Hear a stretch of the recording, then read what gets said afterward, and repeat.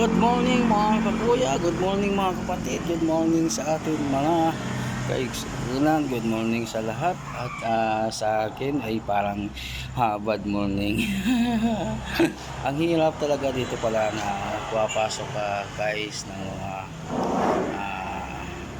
company na kahit saan talaga, Metro Manila, Luzon, Visayas at Mindanao. Wala talaga, hindi talaga mawawala yung mga kasipsipan talaga, no?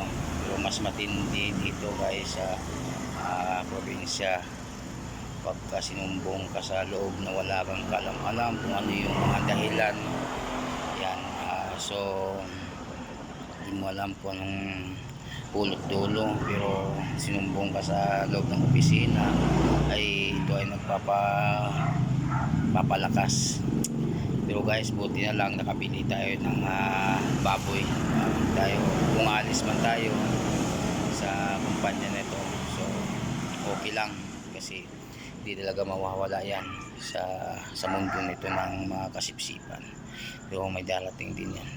Naniwala sa kasabihan na ang pulot dulo lang namin sa kasamaan ko ay pagkasaing, pero hindi naman ito away talaga. Tulad ng Maynila guys na talagang nandun yung bungangaan lang, pero wala yung sasaktan ka, yung bubugan nila. Pero dito talaga guys, tahimik ka lang, pero kung nandun yung ano mo, galit mo, baka maano ka pa. Iba talaga pag ito talaga guys, no? Hirap talaga may alam.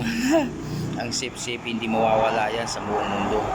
Kaya yan, ang sip-sip mo guys, tandaan mo yan. Alam ko kung sino yung gumagawa. May balik din sa iyo naman yan. Yun lang guys, may balik din yan. Tandaan mo yan, kakasip-sip mo sa opisina, makakuha kayo ng mas buang, mas demonyo pa.